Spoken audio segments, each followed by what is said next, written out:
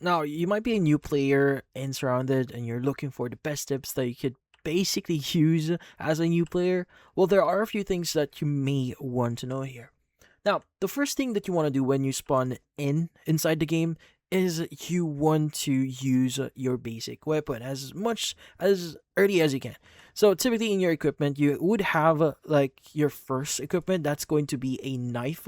Now, typically once you do or you're inside the game, you just need to press 4 and that would equip your knife. And since you need to fight, you need to press and hold the right button or right button on your mouse and just press left button on your mouse to start swimming and start fighting here. But then again, what if you get injured here? Now, the thing with injuries is you can actually assign or use rags here. Now, as you can see, rags are tagged as medical. Now, I would highly recommend you to add them or drag it into one of your hotbar here, either 6, 7, or 8.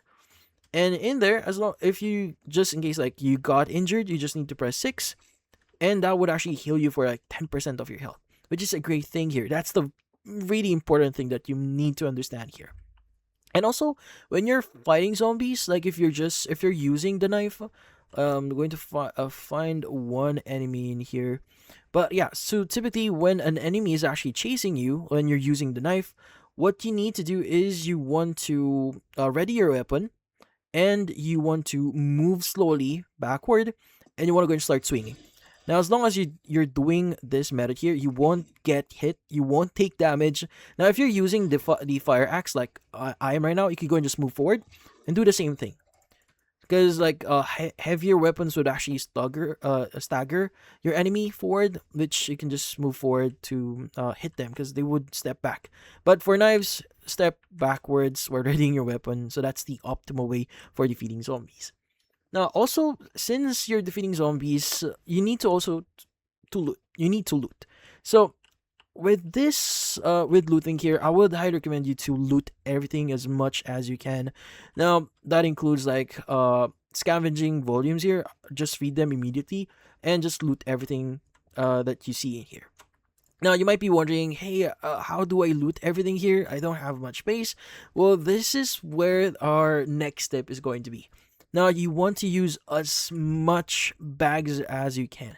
Now, the thing with bags here is you can actually add bags. Like currently, I have the Coyote backpack here, and inside my Coyote backpack, I have or I'm using the Alpine backpack. Now, just to give you some idea, the Coyote backpack here has 60 slots. Now, the thing with the Alpine backpack, it has 44 slots. Now, the Alpine backpack here consumes like 20 slots in here, just basically giving me additional 24 slots of storage in my inventory.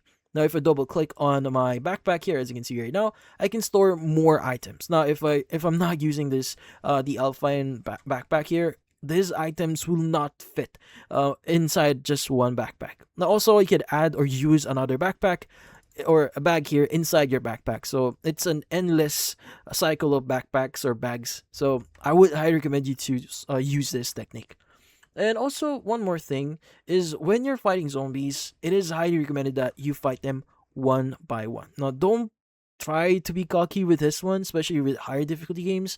So, you want to lure them one by one. So, approach them carefully. So, like maybe this one, just lure them one first. Then you want to go and just start fighting the zombie one by one. Now, if there's a chance that you need to fight them together, I recommend you to group them up together, like run around them, just run. And once they are clumped together, you can go and just use your weapon, and that would actually defeat them. And one more thing, zombies here can't actually climb cars. So if you're in face or if you're fighting a horde, just go atop of a car here and just start fighting them. So yeah, so you can just fight them like this one. So yeah.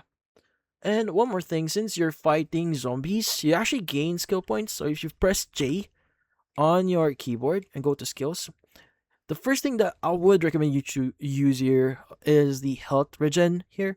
So basically, this basically allows you to regen health up to 80%. Like if you go beyond or below 80%, you'll be able to regain health as long as you're in good condition. So yeah, don't forget to use your skill points here. And also, one last thing here is whenever you're trading, because in different locations or different zones here, we have safe zones, which you should be able to start trading with different NPCs. So in those zones, I would highly recommend you to start trading for credits. Now, you might be asking why credits, because we only use money or cash in here to buy certain materials. Well, the thing with materials is you can loot them as much as you can, but credits, there's a minimal chance of you encountering them. Now, what's the use of credits? Well, you use credits to basically buy legendary weapons, which is what you should be aiming for to get to be prepared for like danger zones like infestations or even like radiation zones. So yeah, so that's about it. Hopefully this video was able to help you like and subscribe to our channel. Thank you for watching.